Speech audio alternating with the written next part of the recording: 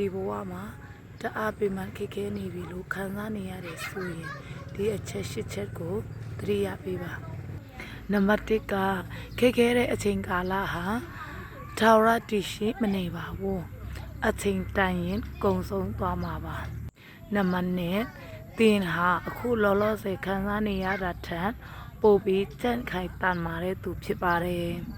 အရင်ကလည်းဒီလိုခက်ခဲတဲ့နေ့ရက်တွေကိုတင်ကြော်ဖြတ်နိုင်ခဲ့ဖို့ပါတယ်နံပါတ်4ကစိတ်တန်ရာတွေကိုကိုးစားနေရတဲ့အချိန်အတော်အတွင်းမှာမိမိကိုယ်ကိုစိတ်ရှည်ပေးပါနံပါတ်5ကအခြားသူတွေရဲ့အပြတ်သဘောဆောင်တဲ့စကားနဲ့အတွေးအခေါ်တွေကိုတင်းရဲ့ဝန်တို့ဝန်ဖို့အဖြစ်မခံပါနဲ့စိတ်တန်ရာတွေကိုကိုးစားနေရတဲ့အချိန်အတော်အတွင်းမှာမိမိကိုယ်ကိုစိတ်ရှည်ပေးပါအခြားသူတွေရဲ့အပြတ်သဘောဆောင်တဲ့စကားနဲ့အတွေးအခေါ်တွေကိုတင်းရဲ့ဝန်တို့ဝန်ဖို့အဖြစ်မခံပါနဲ့နံပါတ်6ကခက်ခဲရုန်းကန်နေရတဲ့အချိန်တွေမှာတောင်မှသိငယ်တဲ့ပျော်ရွှင်မှုလေးတွေကိုခံစားခွင့်သင့်မှရှိပါတယ်နံပါတ်9ကဒီနေ့မှာစိတ်ပျက်စရာလို့ခံစားနေရတဲ့အရာဟာသင်မမြင်ရသေးတဲ့တစုံတစ်ခုသောအန္တရာယ်ကနေသင်ကိုကြိုတင်ကာကွယ်ပေးနေရလဲဖြစ်နိုင်ပါတယ်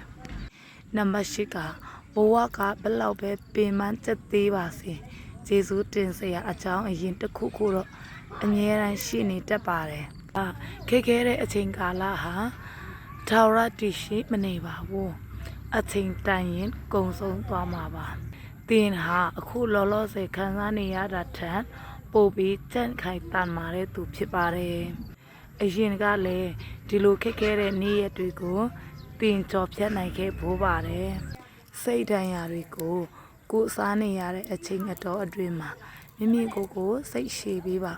အခြားသူတွေရဲ့အပြတ်သဘောဆောင်တဲ့စကားနဲ့အတွေးအခေါ်တွေကိုတင်းရဲ့ဝန်တို့ဝန်ဖို့အဖြစ်မခံပါနဲ့ခက်ခဲရုန်းကန်နေရတဲ့အချိန်တွေမှာတောင်မှ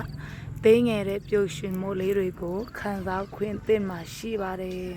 ဘဝကဘယ်လောက်ပဲပင်ပန်းချက်သေးပါစေကျေးဇူးတင်စရာအကြောင်းအရင်တစ်ခုခုတော့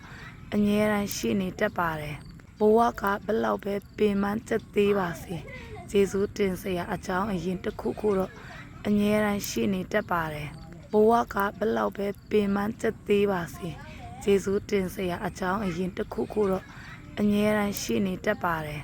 ဒီနေ့မှာစိတ်ပျက်စရာလို့ခံစားနေရတဲ့အရာဟာသင်မမြင်ရသေးတဲ့တစုံတစ်ခုသောအန္တရာယ်ကနေသင်ကိုကြိုတင်ကာကွယ်ပေးနေရလဲဖြစ်နိုင်ပါတယ်